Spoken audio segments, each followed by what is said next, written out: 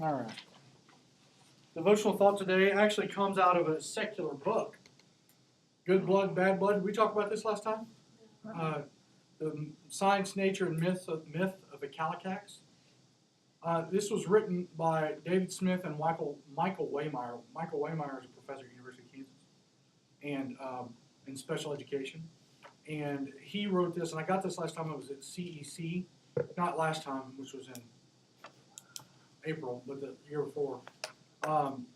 He wrote this talking of the Kallikak family, meaning, and you should Google it sometime.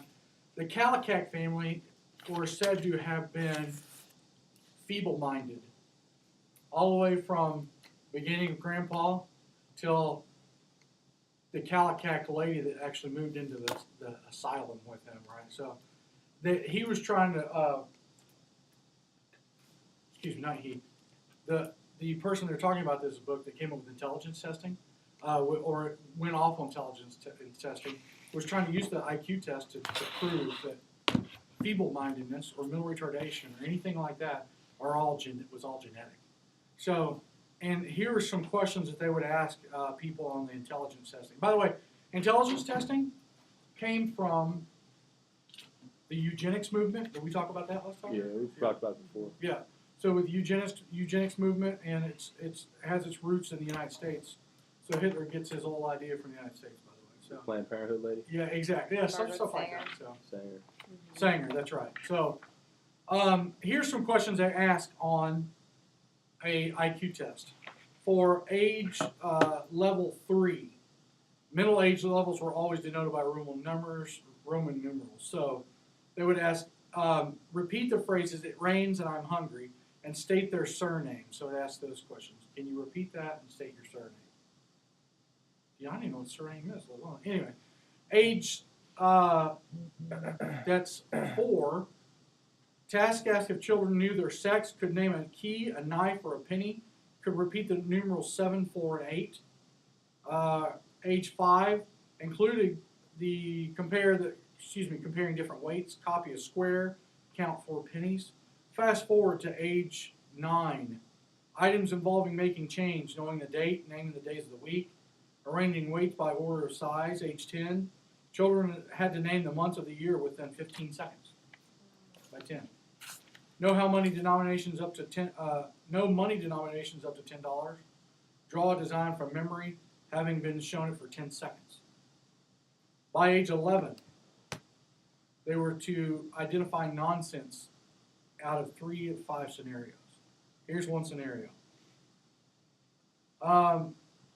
Yesterday, they found on the fortifications the body of an unfortunate young girl cut in 18 pieces. By the way, she's this 11-year-old reading this too. Wow. They believe that she killed herself. What is the nonsense? Yesterday was an accident on the railroad, but it was not very bad. There were only 48 killed. What's the nonsense? What? So they have to read 11-year-old? Well, they would have. There was no. These were not true stories, but They had to identify what's the nonsense out. The nonsense out of this to me is there were only 48 killed. Uh-huh. Does that make sense? the word They said only. it wasn't that bad. Only 48. Right. So they had to identify nonsense out. Now I could understand the idea of coming up with that, but this how they determined people that were feeble-minded. So let me read you something here. See if I can find it. Also being born criminal.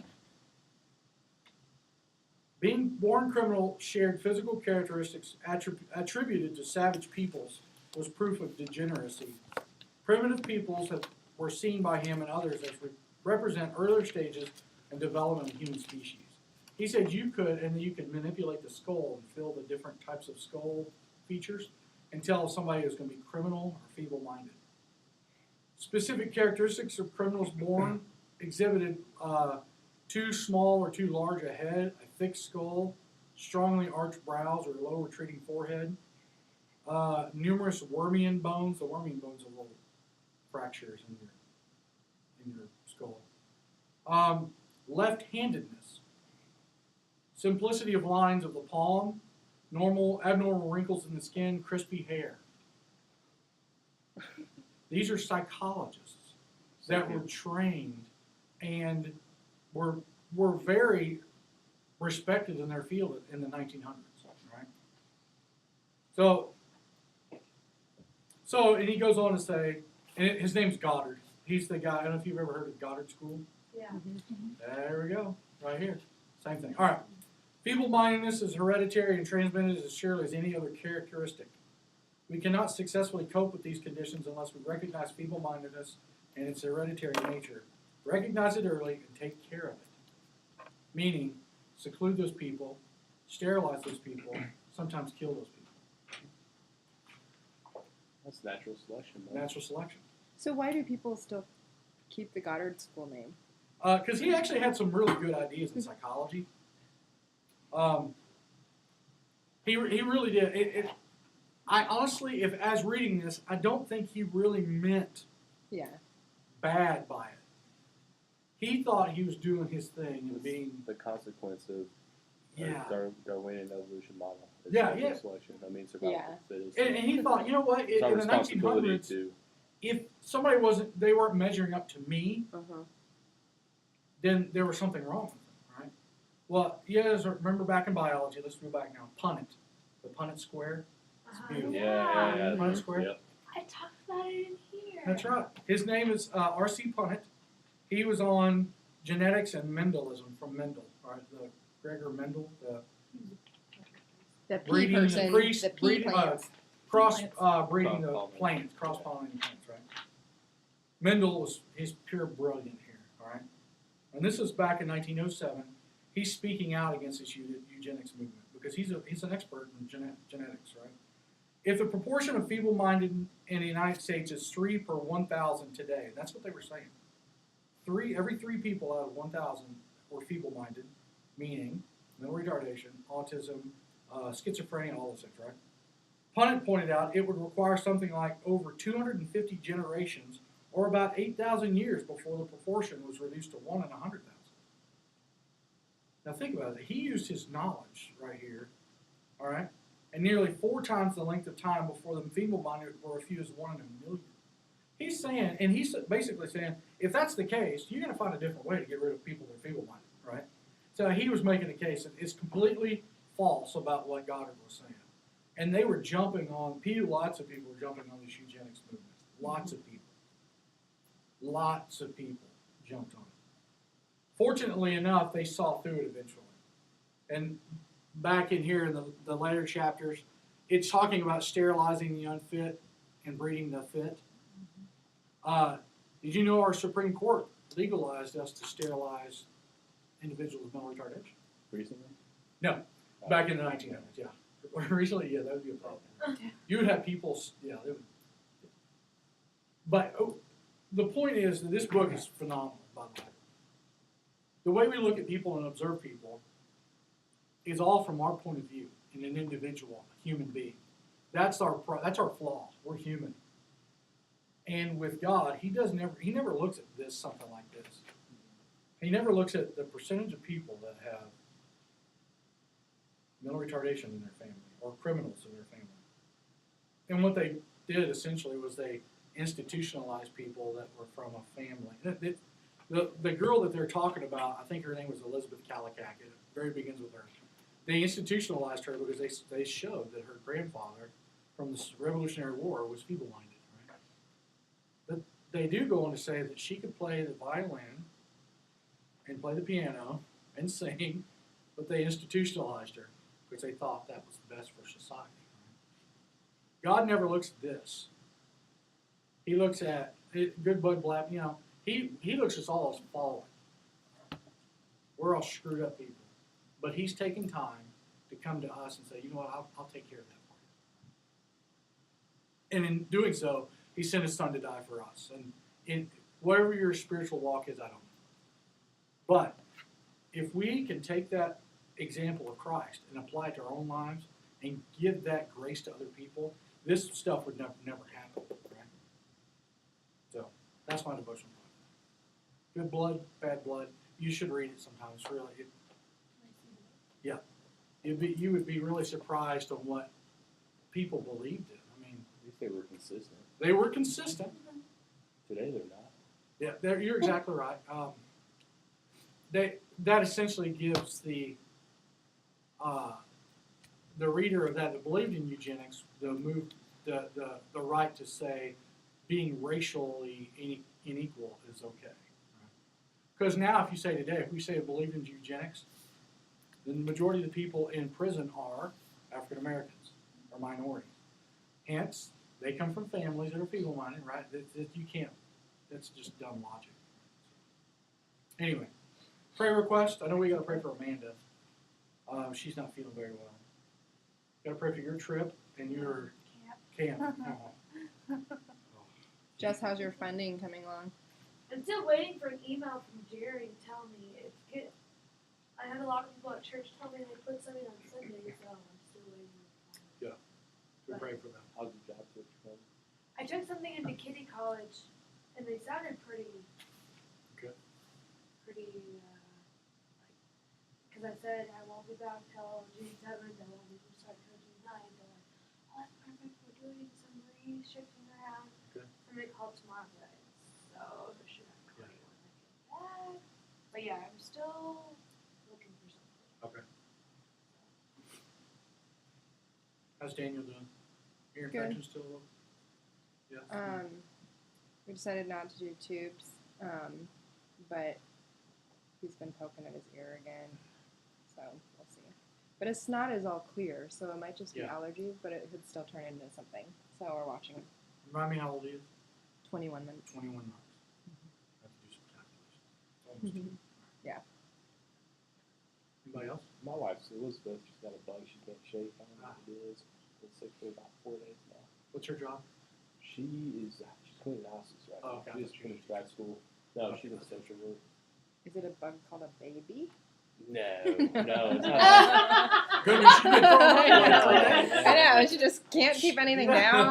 Allergies. It's like Yeah. allergies real bad. Yeah. And, stuff like that. Yeah. Mhm. That's miserable. It is. Especially when it's summer and you want to be out Yeah. doing Yeah. fun stuff. Yeah, it's pretty bad. So yeah, she's still fighting through it. She's doing her job.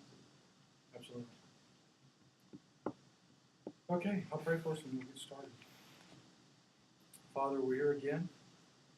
We are looking for you today, Father, to answer prayers, the ones that are on our hearts, the ones that were mentioned, and the ones that are on our hearts that we haven't mentioned. I pray that you just work through those things and specifically, Father, work miracles where they need to be worked. Father, we pray that you open our minds and hearts tonight as we talk more about communication and collaboration.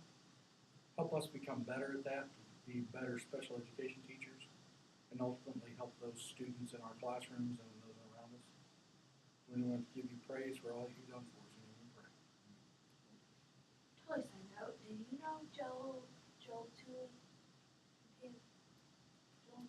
They sound familiar. But They were missionaries in yeah. Costa Rica. Did something happen? Her mom died. Because I guess her parents were on vacation and something happened and car flipped and she passed. So I only met do them- they have to come back up here for funeral and stuff? No, I think it's in Florida, like, Okay. because they moved back. They were missionaries in Costa Rica and then they moved to Florida for a church. And so I know that they went to Central Church. That sounds familiar. To me, the name sounds familiar. All right, we're opening up our class today. Today we're talking about listening and responding and giving feedback, which I love. I love Far Side again. What we say to dogs, okay, Ginger, I've had it. You stay out of the garbage, understand? Ginger, stay out of the garbage or else. And it's blah, blah, blah, Ginger, blah, blah, blah, which is perfect. And insert whoever you want here, right? What we say to our kids. Yeah. What do I say to my oldest son? Jeremiah, pick up your shoes, pick up, and Jeremiah, what? Yeah, I mean, it's whatever. So I love this. And this is exactly what listening has to do with what we're talking about. Or the whole Charlie Brown. Yes, wah, wah, wah, wah, yeah, When I exactly. first graduated with my teaching degree, my soon mother-in-law gave me a Christmas ornament Yes? that you push the button and it's the teacher. Oh, I love that. I do love Charlie Brown Christmas. We didn't have problems tonight. No. And possibly unlock the mobile. Oh, yeah. We are looking at that article I let you look at last week. The PDF is on, print from last week. I don't remember.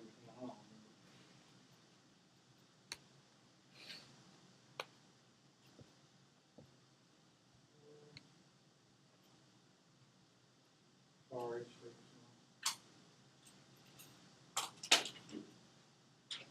Which one is it, Kristen? The first number one.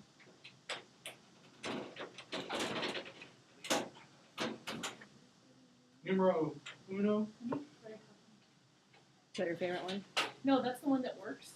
Oh. And I don't Yes, have yeah. to go through 3 of them. Exactly, she favorite. So I'll take those and run. Michael Waymeyer is, by the way, he's one of the nicest guys you'll ever meet too. He's a super nice guy. When I saw him at CEC last April and said, "Hey, I really enjoyed your book," he was very appreciative and thankful. It won an award, and he's kind of a superstar in special ed, and he was very gracious and took just a second to talk. So, this is called What? "What's Trust Got to Do with It?" This is talking about failing schools. All right. A communication and engagement guide for school leaders tackling a problem persistently failing schools. What do we label as failing schools? No, that doesn't know. AYP. That's right. And then Yeah. So we were looking at the idea of them not meeting AYP. They're talking about, on this article, 3 areas of information coming from parents' views on school turnaround, an assessment of parents' school turnaround, public agenda for a reservoir of opinion of research engagement and engagement work, advice from communications and engagement experts. All right, majority of our schools are failing. Where are they coming from? What socioeconomic background? Low income. And why? Because parents have to worry about working and can't spend time with each of their kids and keep them family. Man, I just think that there's a lot of people in the suburbs that work multiple jobs and their kids come home and hang out and by themselves. Well, And kids have to worry about shootings and how they're gonna They don't get have food access to that materials. night. yeah. So there's so many things that go around with the idea of inner city. Personally, I think one of the biggest ones is the nutrition factor. Right? Yeah. What factor are they getting in that with it? Are they getting breakfast in the morning? Sometimes they get free or reduced lunch at schools if they go to school and get that. Some kids don't want to take advantage of that because it's embarrassing. Are they getting read to at night? That's another one. So Are they getting enough sleep? are they getting enough sleep? So there's a lot of health, social factors involved with that. Welfare state. Welfare, absolutely. So if you keep a parent down, you can't work so you can get money, but if you get a job, they take away your Take away money. your money. Yeah. So let's not get them back on the feet, so let's just keep them in that welfare state. So there's another number of things that go along with it, but with this right here, with the failing school, how does communication work with that? So it's almost as if we look at communication, why community response is so often negative, it's almost as we look at communication as why should they even try sometimes, right? So communication from the school to the parent, from the parent to the schools, and all the entities of the school itself too. So why community response is so often negative? Did you guys remember reading in here about what it was talking about? The first thing, what stood out from this first thing here? Most parents with children in local performing schools and districts do want change. What stands out about that? Move the same one. But they don't think they'll make a difference. No, that's a different one. You had two. That one and that one right there. Oh, it's- They don't know how, because so often the people who are in that situation, Yeah. they want their kids to do well. I want my kid to do better than me. My kids are going to be the first And one I to think- graduate, but they don't have that background, so they don't know how to help. And I think that's a misconception that some people have is that, oh, just because they're low income, they don't care about how their kids do. That's a good point. Do they feel neglected and marginalized? well, helpless because they're in a cycle that they've been in Absolutely. for generations. Have you seen Won't Back Down? I have not. It's about, her daughter has dyslexia and she works several jobs single mom, and she tries to go, and this school that they're going to is basically, not meeting standards, and she basically has to go through all this stuff she wants to start her own charter school. And she goes to parents, and she's like, we can change this. That would be interesting to watch. It's I mean, It's a good movie. it is. That's a good point. If you get parents that say, yes, we can change this, how often do they get knocked down, Yeah, and they were knocked in the movie, like, the union was constantly Yeah, going yeah. after them.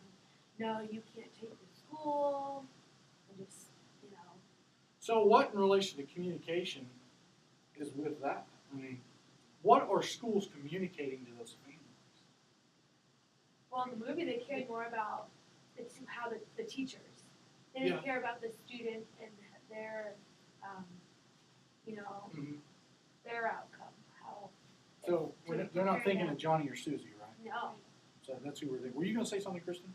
It's also validation of your feelings, your opinions, your thoughts, your ideas, your wants aren't important. You just hit the ultimate goal of this class. The goal is validating the individuals that know more about their student than you do. Right? Granted, you're gonna have parents that are gonna require much of you, ask things that are impossible of you, and they want to actually be mean and terrible to you. But they actually are the experts of I don't care if they're the worst parent in the world. They actually live with their kids more than we do, right? So how can we validate them? That's the ultimate goal of this class. How are we going to validate their parent to let them know we actually know what they're talking about? I have, even right now as my own children, I still look at my kids when they're in school. Are my kids being validated about what they're trying to contribute to school? Not only them, but me too when I talk to the teachers. But at times I'll wonder what teachers are thinking. I thought about that. I was a teacher too. I was on the front lines just like you guys were at one time. It was a long time ago. But I wondered how did I treat those parents? Did I actually care about those parents? And did I actually care about Johnny or Susie sitting there? Right? And I think we pile it on even more now. All right, special education. What then? How do we look at special education in relation to this now? I was having a talk with just some general ed teachers, and they were, talking, we through the whole process. Oh, I finally got my kid identified. And It's a cure-all. It's Yeah. identifying. It's going to cure them, just right? because they get identified means exactly. they're going to just blossom to. And it's us versus them again. Yeah, and that's what Yeah. it was almost like Yeah. we were arguing, like, it's not supposed to be like this. Right. We're Back working again. together. Yeah, we're working together. Collaboration part of it. So how does that, the communication part of it play within special education? And that's ultimately now we have the goal of validating the parent, but our objective for this class is unfolding this in special ed. We've all been gen ed people. We all know how that works. But now let's roll in special education. How then is special education affected by communication and collaboration? Is that something you want to right Yeah, well, it could be if you have some idea. If you're not, it could be a rhetorical question. If you want to do Say- it right, you have to communicate with the parents every step of the way. I mean, collect obviously collect the data Yeah. and Oh, keep that's the good. parents, tracked in either the progress or the lack of progress. And, Yeah. And don't wait till you get to the re-eval. Oh, they didn't make any. Yeah. Something's not working here. Like, let's talk about why is this quarter or this progress report, why is it not working? Yeah. The accommodations we're doing. What can we do? What do you see at home? What can we do to? Sorry. And that key, like what you see at home, a lot of kids, Absolutely. something could have happened at home that could be really, playing a toll on why they're not meeting Absolutely. their goals. So really having to think outside of school and think about their overall. And you hit it too. Data is the thing. Outside of school, inside of school, within school, we have to look at how they're doing academically. Outside of school, what's going on that's going to affect them academically. But we got Johnny or Susie sitting here. Ultimately, our goal is, and remember special education. We talked about this a long time ago. But what's the ultimate goal of special education? Get them. There you go. The best of their abilities. To educate Be successful. to educate students with disabilities to the maximum extent possible. Students with Absolutely, there we go. Within, see, you guys have been thinking, this is good. Within the general education curriculum, right? We want Johnny and Susie to be within the general education curriculum. It really doesn't matter if Johnny has an IQ of 7 or has with adaptive special ed, we don't have to worry about that. You will eventually if you go on to get functional, but with Johnny that has a specific reading disability or math disability, he's got an IQ of 85. Yeah, we're gonna worry about that, right? But it really doesn't matter who this kid is. We got to meet this kid's needs right here, right? So communicating this information about this child to that parent and to the constituents involved in the school are probably the biggest thing, right? Does that make sense? So with that, yes, what's driving us with Johnny or Susie here is the data. Whether it be academic data, behavioral data, all these different things, that's the thing that drives us. And essentially what is driving our instruction is data also, right? So data-driven instruction or data, I call it research-based education, but they also data-driven instructions. Okay, so looking at this right here, most parents want to change low-performing schools. Absolutely, I bet that's a duh. Really, that's just one of those things. If I walk into any inner city and talk to mom or dad, they're probably thinking, I wish I could move. I wish I could go to Blue Valley. I wish I could do that. I wish I could buy more books for my kid to read. I wish I could be home in the afternoon, but I got to work 7 jobs to. All right, theme 2. Well, let's look at this table real quick. It's kind of interesting myself. Minority parents more concerned about low standards and high dropout rates. All right, so too many students drop out. 38% of African American parents. You can see that better on this. 38% of African American parents say that. 48% of Latino Hispanic parents say that too many students drop out. 18% whites. It's kind of telling. This is interesting. Very interesting. Let's go down. Kids are not taught enough math and science.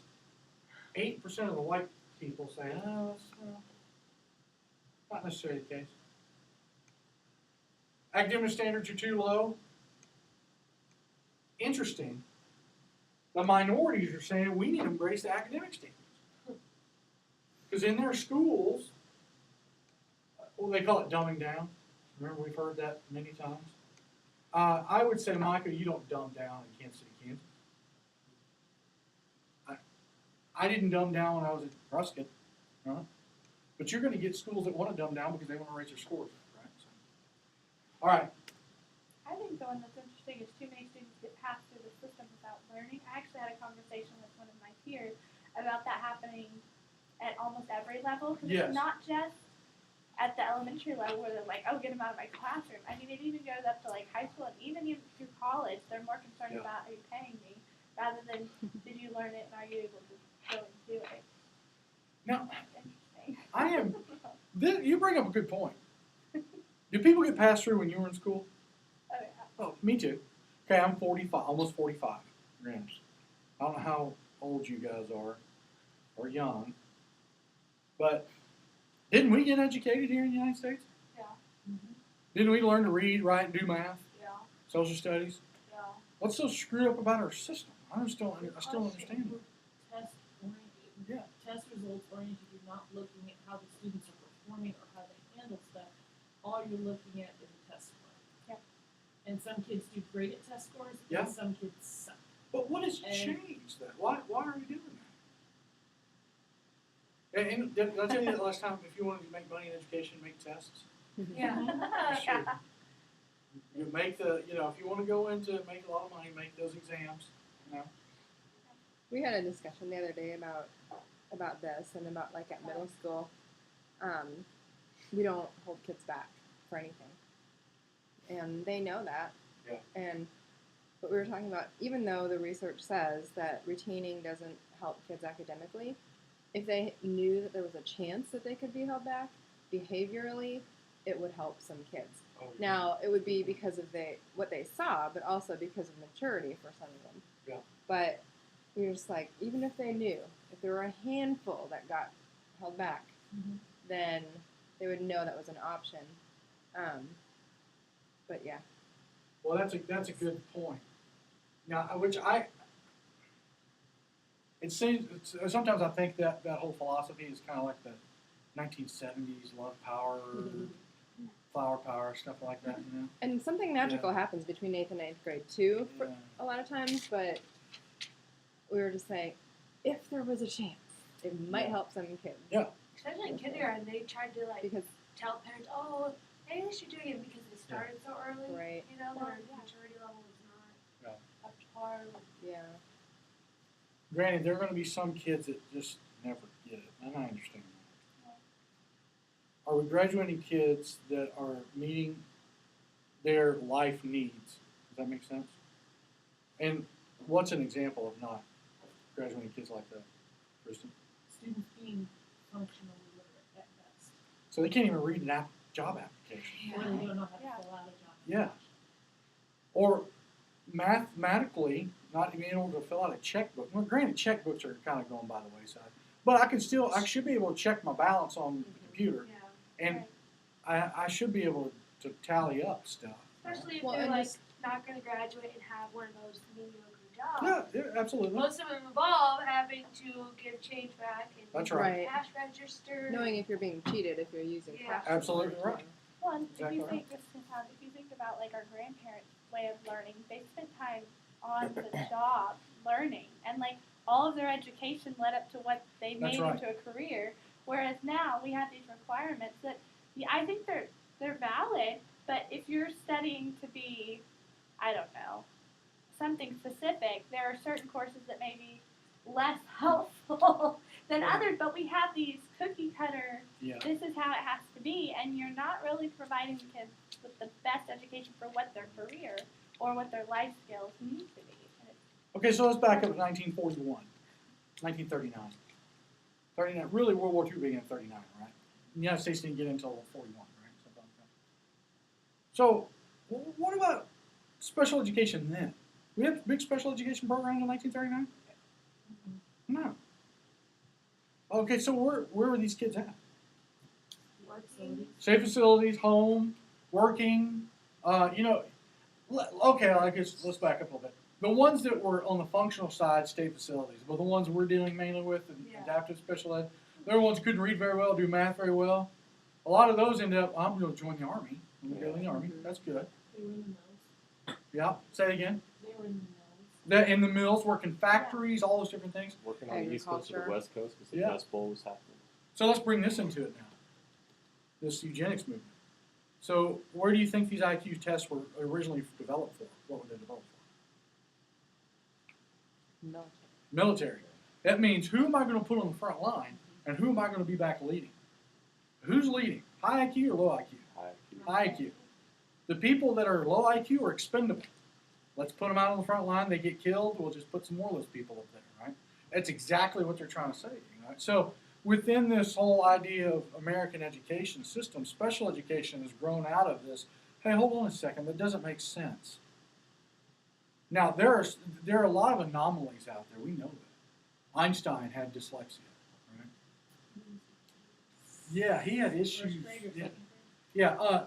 Yeah, Temple Grandin. We talked about her. She has autism, but she's a PhD now, and she knows cows better than anybody. You know? So we're looking at this whole idea of schools and the American educational system. It seems as if we think, or we're trying to make everything better over the years, but it's just changing it to a different thing. What has been worse are the inner city schools or the failing schools. They just go down because people have been losing faith in this thing. And one of those is right here. It's about one mom in Detroit. Detroit public schools represent our legacy or history.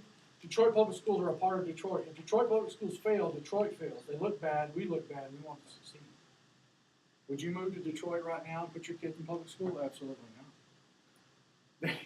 I was watching the thing. You guys ever seen Anthony Bourdain on CNN? Love that guy. He was in Detroit. And I think there are only 500,000 people living in Detroit now. Everybody's It's a leaving. ghost town. It used to have over 1 million people. Would you want them? why aren't these people leaving Detroit then? Why wouldn't she leave? No job. She can't do anything. They can't afford it. They can't do that. So, wrapping it all up with this whole discussion is this whole idea of communication within the school system and the failing schools is, I think at times the school system has just been given up on in some of those areas. Then how do we then as teachers communicate with those around us if we are in the suburbs or the inner city, or how do we network with other people to bring these schools back up to speed? And I'm not saying back up to speed academically, but up to speed that people actually care. That just, when you were talking about Detroit, it reminded me of, do you have any idea how the DC school system is the last few years? Yeah, it's plummeted. Because And- that woman took over for a little while. Well, Yeah. Michelle Reed took Yes, over, and then everybody she was left. savior. She was actually terrible. Mhm. Yeah, actually. Really? Yeah, and then she she was. left, and then now who? I wonder. Yeah, I think it's still done. She didn't. Everybody, I read Newsweek about her. She's a private individual, Was a she the one business from lady. Waiting for Superman? Maybe I think so. The I don't know. Asian lady. Yeah, she was supposed to be the savior, Uh-huh. and she didn't savior anybody. She was really young. She was really young. There's a lot of things with school improvement that we have to think about and failing schools, but a lot of things, we've talked about some of those things, but it's not going to take one person to change a school district. We've seen it in Kansas City, Missouri already. The guy that bailed out that went to Michigan, I don't know, he didn't go to Detroit though, did he? The guy in Kansas City, Missouri, he said, yeah, I'll be here forever. Boom, he's gone. He knew what was coming, right? So, many of the parents believe that closing the local school meant that their community was being written off or abandoned, even when well-planned charters would be developed to take their original's place. It doesn't matter if it's charter. And to me, a charter school, it's just a replacement for the original public schools there. They couldn't make it, so they put them in school. That makes sense? So, communication within the inner cities, within poor performing schools, we look at that. Now, are there some poor performing schools in the suburbs? Yes, we know that. We know that. But the majority of those schools that are failing are going to be in the inner city or urban areas. Okay. Any other thoughts about that? Anyone? Bueller. You love that movie so much. Here's some things we're going to talk about today. All right, so we're moving off the collaboration and communication part of it, but still part of the class. Here's some things we're talking about today. Identify and give examples of nonverbal cues. Describe how they affect communication. Talked a little bit about that last time. We're going to go more in depth today. Define listening and describing its process. Identify challenges to listening and enumerate strategies to enhance listening skills. I got some great videos too. Everybody Loves Raymond and The Office. Use prompting, paraphrasing, reflecting, questioning, and checking to respond to speakers and confirm information, and communicate. Last week, did I talk to you guys about the communication mats? I talked to you about it a little bit. I went and found some, so I made my own. We're going to play tonight. All right, later on, we're going to do this. One of you are going to be the listener. Right here. Notice you're attending, you're acknowledging, you're inviting more information, you're summarizing, you're asking questions. The other person is going to be taking in sensory data. You're going to talk about the issues. What should we do? What are my thoughts? What are my feelings? What are my wants? You're going to. This is my wife. This is me, typically, because I hate doing this right here. Right? This is my wife. This is me. But everybody's going to be on both sides tonight. So you're going to get in a conversation up here later. And you're going to be with each other. And you're going to flip-flop. So one of you are listening or talking, one of you listening. Then once you're ready, the other person to talk, they get over on the side, you get over on the side, and do it again. Right? It's going to be fun. Okay? You guys don't think it's fun already. But I've done this before on those little mats. It's actually kind of, if you're not a share your feelings type of person, it's a little painful. Because I just had to make stuff up and I did it. So what you're trying to tell me is, so we're going to do some of those things. Generate communication to intend to seek information, clarify, and provide information. Some of those things. Describe different types of statements and questions influence the nature of interactions. We're going to talk about questioning tonight. Use different questions and statements to describe strategies to facilitate effective question asking. Okay, we good with that? So I'm gonna open up, this PowerPoint, but let's look at defining listening and responding and giving feedback. Let's look in chapter 4. We're in chapter 4 now, correct? Sure. We went 1 and 2, or are we in 3? We're in 3, excuse me. Chapter 3. We're doing 3 and 4 now. Where is that? Here's the listening process. Page 65. Page 65, what we're talking about, the listening process.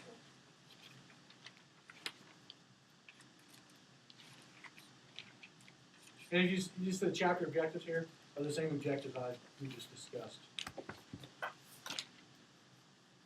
All right, so let's define listening real quick before we get moving on this PowerPoint, or the different types of listening and its process. Let's look at those 1, 2, 3, 4, 5 bullet points there. So the very first one on page 6, well, it's page 68, 5 for me, but for some of you it could be different. What page is it for you? I have 65, but I have the Oh, new one. Are you in listening, the listening chapter? So look for the listening chapter, Okay. listening, giving feedback. Mm-hmm. Yes.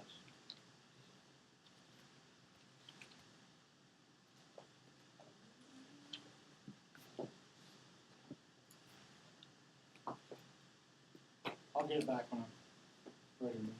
Let me see, do I have it? Is this the one you have? What This edition? one is the 5th edition. I have the 6th edition. Oh, so you get the one that's new. Yeah. All right. Let's look at the parts, those 5 parts or so of listening. Give me the first one. Reading sound waves. Who said hearing? Thank you, Kristen. Because I said hunt like that. 'Cause so hearing sound waves.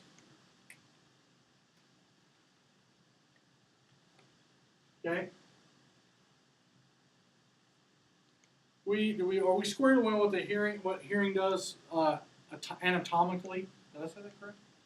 We good with the hearing, the ear parts, all that stuff? Okay, so when I was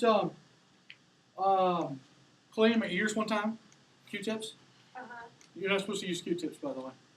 Yeah, we had a really long conversation about Yeah, that. whole time. We got last You'll love this we thing. talked about this last did. class. You will love this thing. So over the years, I kept cleaning. I just kept pushing it and pushing it, pushing it in.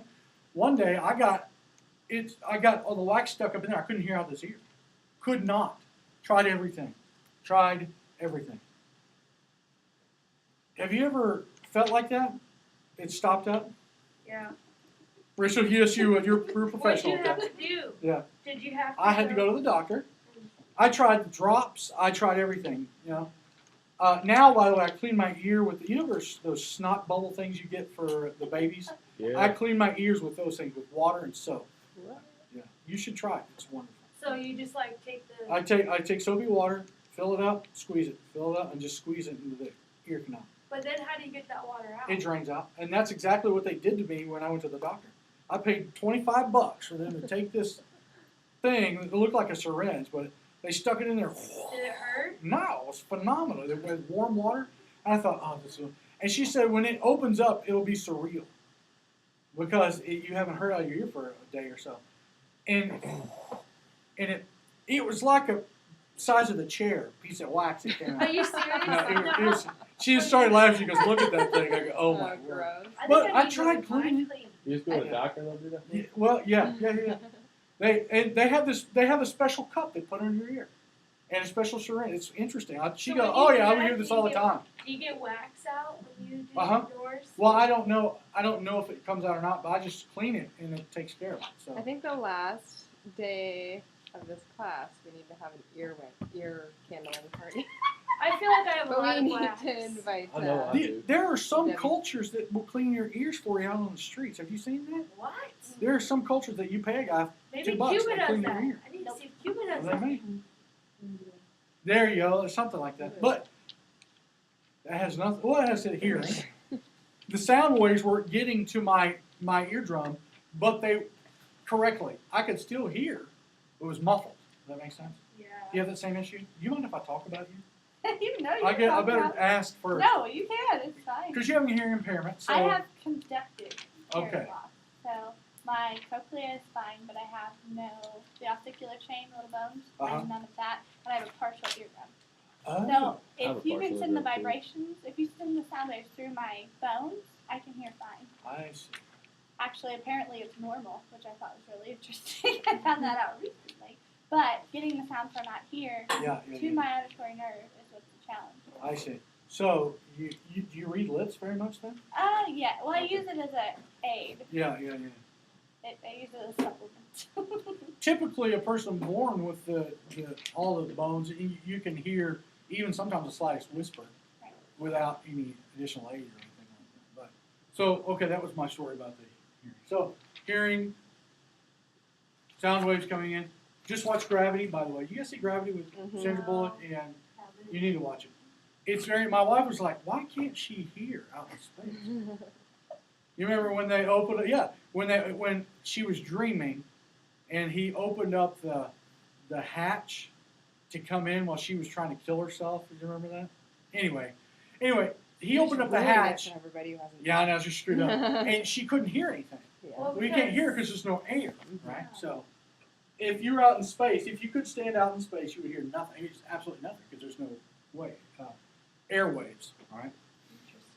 Anyway, so hearing is the first part of it. Now that's the physical part. What else does go along with hearing? Like number 2 on here? Yeah. Attending. Okay, so I'm actually hearing whatever the waves are getting in my ear. So now I am attending to you, meaning Paying attention. paying attention. All right, let's watch a clip. Let's watch a clip. I was going to show it later, but I got to watch it now because it fits perfectly about attending. Did we already watched this clip last No, this one's Dwight Schrute. I couldn't get it to embed, so I had to go right to the YouTube link here. So, I love Dwight Schrute, by the way. You watch, it's going to buffer, and Oh, we didn't have any awesome. problems last week at all.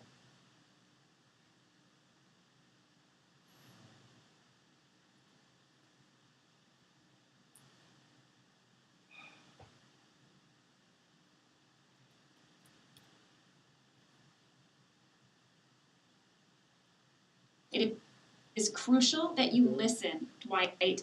Also, you want to Why is respect. it not doing Go back down.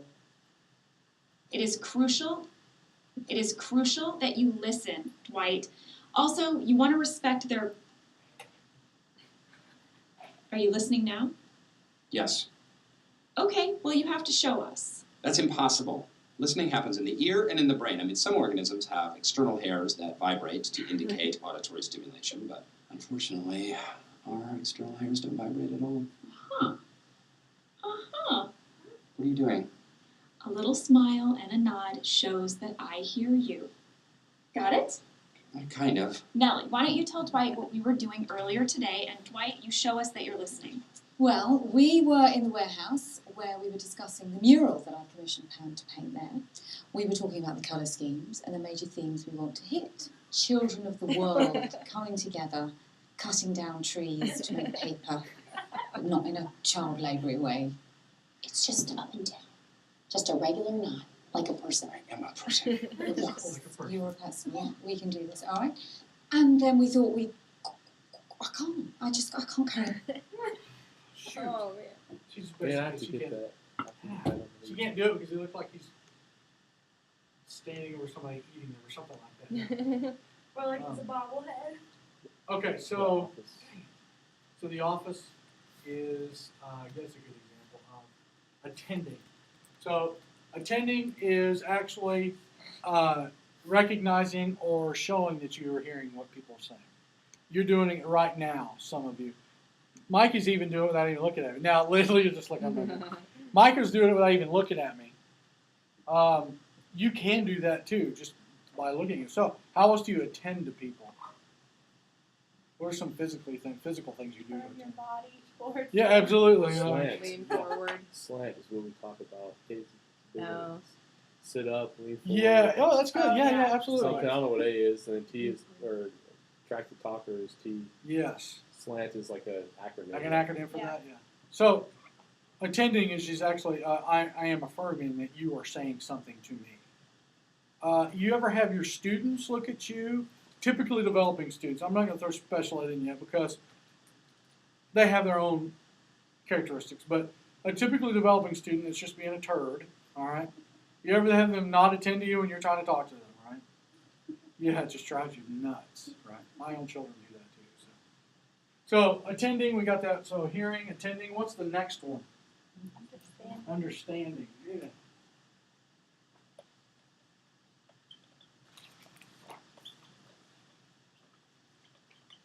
What has to take place for this to happen? You have to The first two. clarify. The understand part. You have to clarify. Oh. I get you saying. I see what you did there. Yeah, you have to do the first two, definitely. I know. I mean, really, because Really, Leah? Come on now. Yeah, that is exactly right, though. You have to. you have to can't hear and fake attend. it. You know. That's exactly right. I've tried to fake it a number of times. Have you ever tried to fake understanding what people are saying? It doesn't Yeah. matter. Always. You just say, yeah. Yeah, exactly. Yeah, I got it. Hey, here's the directions. Yeah, I got it. I got it. Uh-huh. Oh, crap, I don't know how to get there. You know, The first two normally get me through every day in service. That's Without getting called good on. point. Yes, but once they call on you, then you're found out. Right? So. It's not like they're teaching us anything that we don't know yet. Now how I feel. Not you. No, but- you're thinking that right now. No, Micah. well, this is like I'm talking about grad or the. No, you're talking about grad school. Yeah. in service. So what else has to take place with understanding? What You have must to clarify. you have to clarify? Okay, what socially has to take place, and Eye what contact. eye contact, and what else culturally has to take place? You have to be Feedback? using a understandable language. There you go. You got to understand each other, right? I've had people speak a different language to me. I'm like, I have no idea what's going on. You're Shoot, attending. And Yeah, then say it yeah. louder. I'm definitely Appropriate going to be vocabulary for struggling that with my conversation. listening as a process when I go to Cuba. Yeah, that's a good point. So when you are They are doing going to be this, getting used to me using my hand gestures. yes. If you use Google Translate, you can do really good things. But It's in really Cuba, no you don't get internet. So, you have cell service down there? Okay. Is it shut down? Cuba Internet? like guards everything. Hmm. Like if we have a person who communicates with someone there as our person because we have a partnership with the Nazarene Church, and like even if they see something in an email that like is suspicious, they'll blacklist the email. Castro's still alive, right? No, somebody else. His No, brother. he is Brother. still He alive. is still alive, but He's he still alive, turned but his over brother power. Raul is Okay. running So the they're show. very, very, yeah. That's what I'm wondering if he really is still alive. They might just be saying he is. Okay, so we got the 3 parts of listening process. What's the next one? Responding. Responding, good. Could be verbally, could be physically. You say something bad to me, I may punch you in the face. That's one response. We typically don't want that in a communicative, collaborative process, right? Yeah. But it does happen with some communicating. Because could you sometimes misunderstand there? Yeah. So if I say something, you misunderstand it, you get upset at me about it. They're like, hold on, I didn't mean that. So what did you mean? That's what I read Mockingjay, and the girl has Asperger's, and she's like, she always talks about Oh, the emotion chart. You're crying, but you have a smile on your face. Does that mean you're happy or sad? Oh, it's like Sheldon from The Big Bang Theory. Yeah. Yes. It's funny that you say that. Did I tell you my emergency room experience? Like I have a heart attack. You know, you go in and they tell you, on this scale, what's your pain? Oh. You know, so, and it's the same thing. They have smiley faces, all the way from happy all the way down to crying. You know, something like that. They had that for when I was giving birth too. Yeah. So what's I'm your like, pain scale? I can tell you. I don't need to point to a smiley face. Brian Regan. You ever heard of the guy? Yeah. Who is that? We saw He's a him comedian. last year. Oh my word. Hilarious. So funny. Yeah. He talks about going to the Sweet. emergency room. Always say 8. You can't say 10 because it said something. Either childbirth is 10 or breaking your femur is like 10. Hey, You I brought knew it. her food. You are so nice. I thought the pizza delivery guy was going to bring it, but I had it delivered home because he got one too. oh, I see. She Oh, thought you of did you. the buy one get This one is good. She free. thought of you. Did you? Yeah. The code? No. You should have. You could have saved So money. that's the one you got. Yeah. Hold on. Where's your child?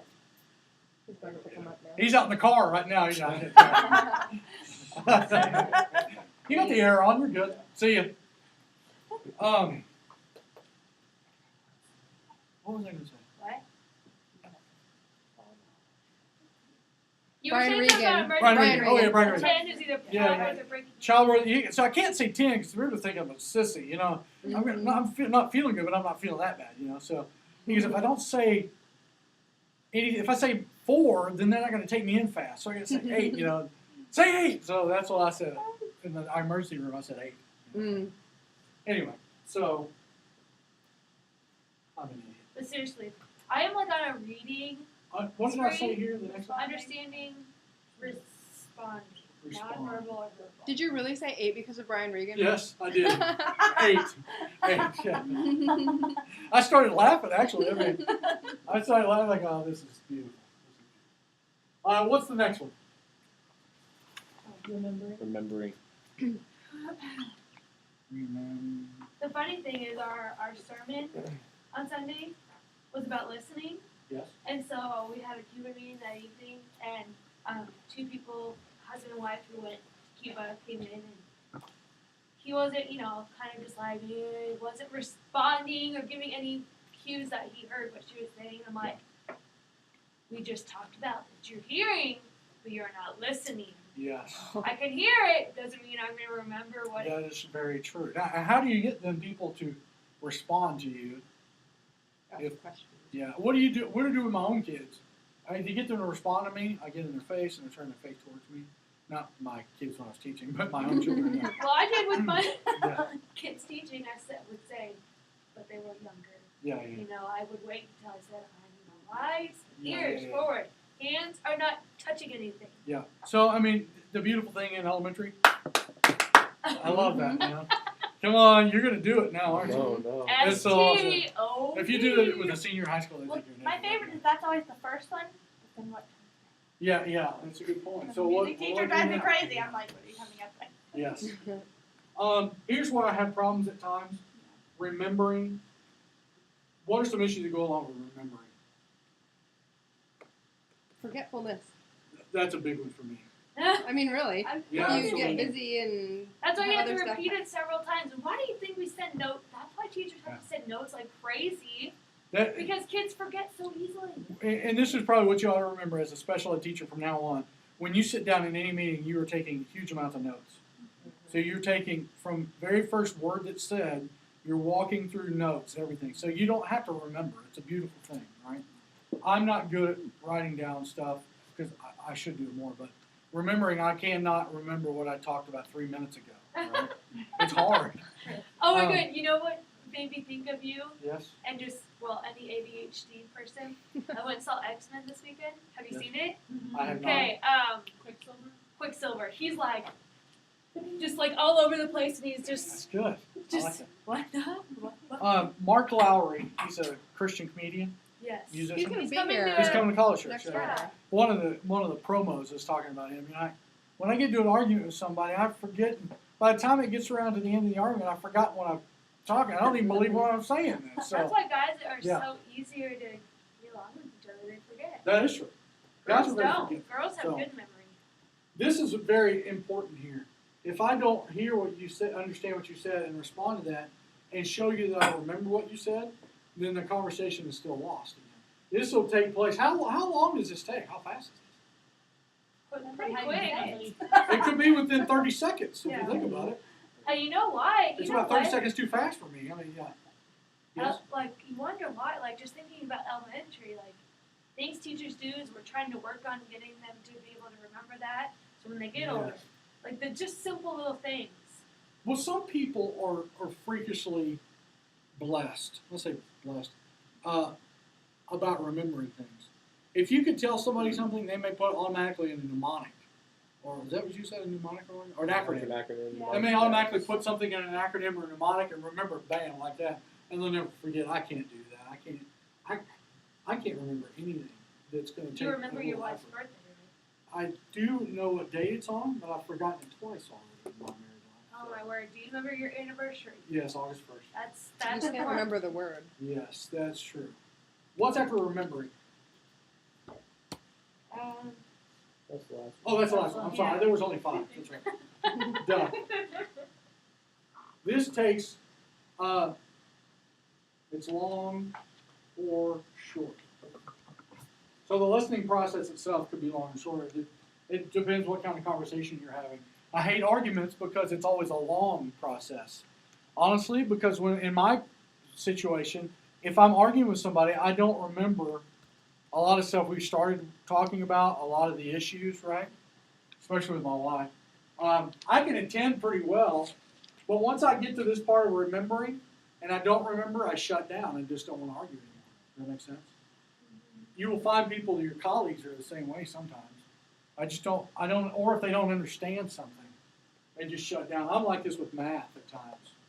So, Oh yeah. you know, if I could shut down and not come back because then it makes me not respond or remember what the professor's been saying about Well, the see, math. a lot of times with remembering though, it's also not, it's not always forgetfulness. Sometimes it's not important at the moment. Absolutely And it's right. like you listened and you understood and I heard it, but it wasn't immediately That's right. important. So why, until you forget it after a while and it's like, now I need it.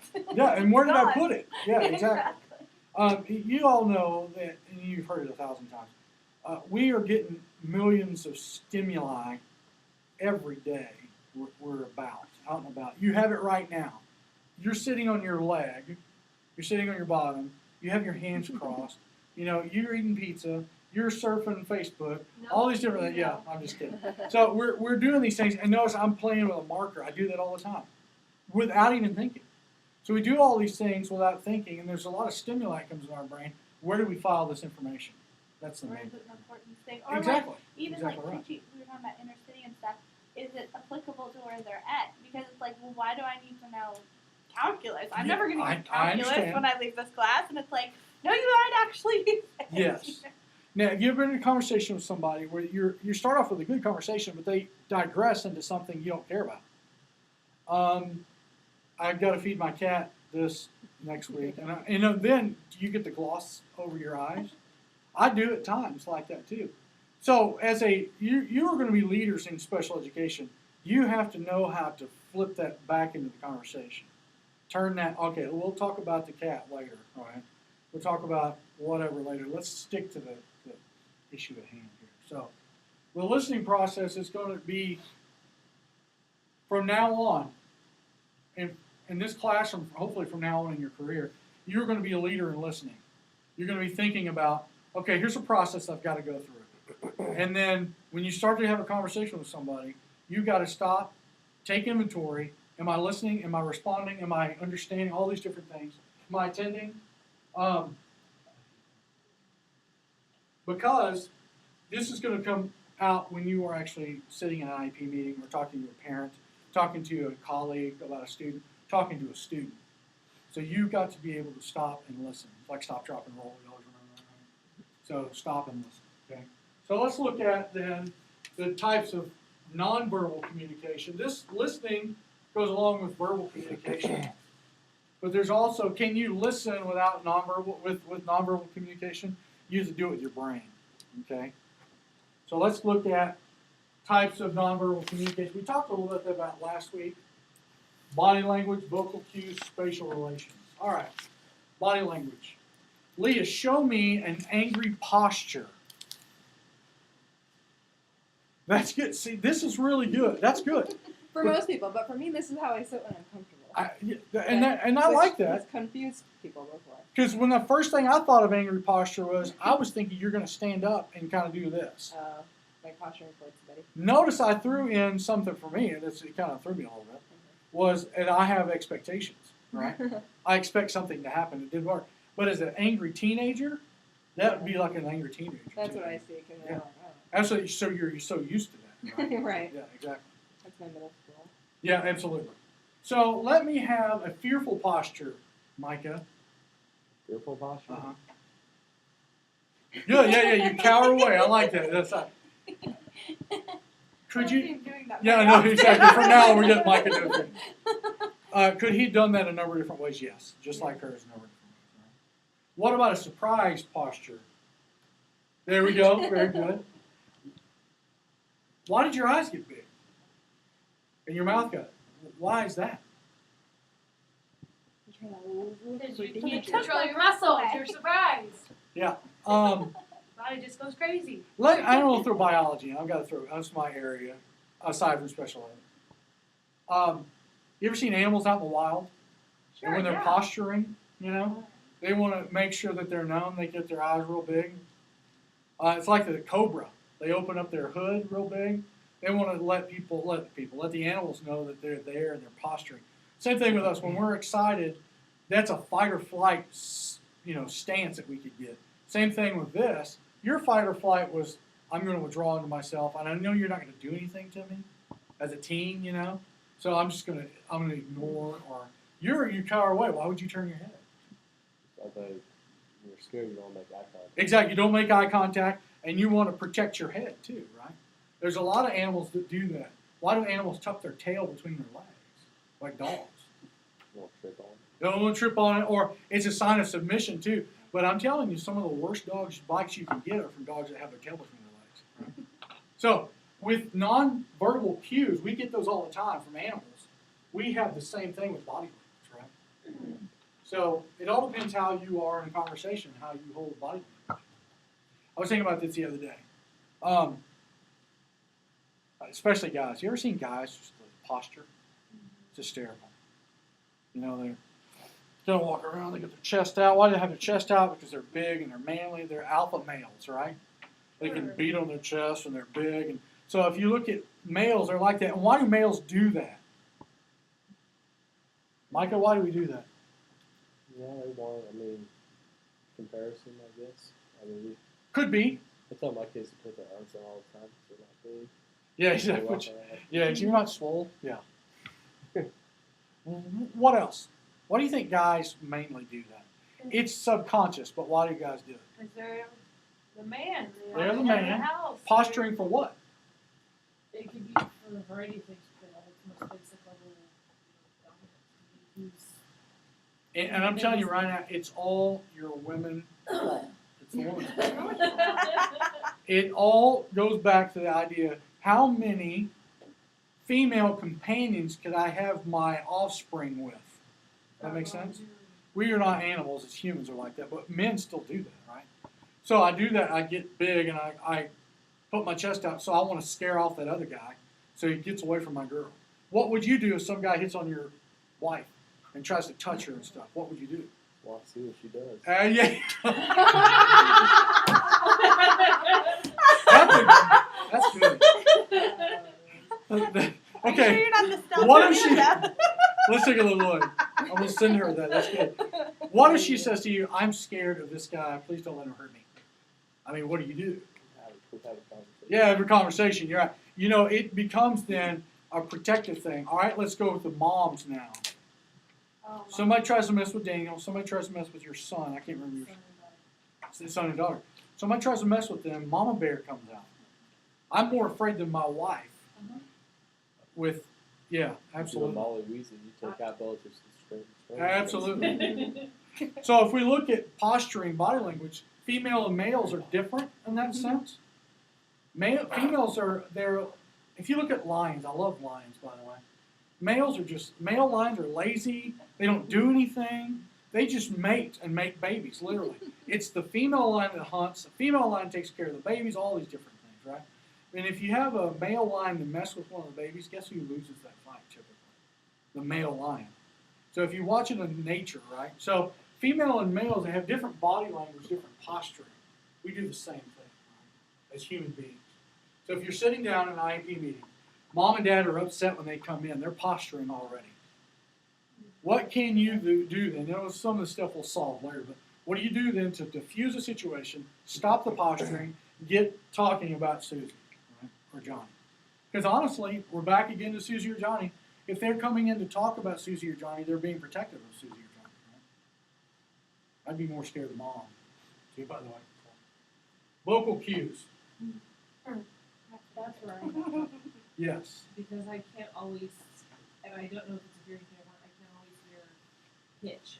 Interesting. I can't hear tone all the time. I have to look at read lips, check your body language Yeah, to yeah, make yeah. sure what I'm hearing is really what you mean, Yeah, or otherwise. it doesn't- absolutely. A lot of people have issues with that too, by the way. They don't pick up on those cues at times, and I'm not saying a lot of it's a disability, but a lot of kids with disabilities don't have that perception either. They can't pick up on those specific cues vocally. Let's just say that. I'm sorry, I've got to go meet with the class real quick and come back. You're going to meet a class. Yeah, I got one of my groups that does a project for the adult program. I'll be back in 10, 15 minutes. Can we take Do you 15 happen to minutes? know a woman named Kathy Ann that works with the Access program? Yes. She lives right across the street from me. Yeah. She's a para for the Access program. Is she? I think so. And I don't know. She's but she was saying that Debbie is her boss. Yes, yeah, that's right. There's only one teacher down there. Usually it's just Debbie. Oh. They used to have two special ed teachers down there. Hmm. They only have one teacher and then all pairs now. So. All right, I'm going to walk over to another building. I will be back in about 15 minutes. Take a break, relax. Do you guys have a cord thing there? Do you want us to pause this or let it keep going? Oh, yes, please. Rachel, that's an extra 20.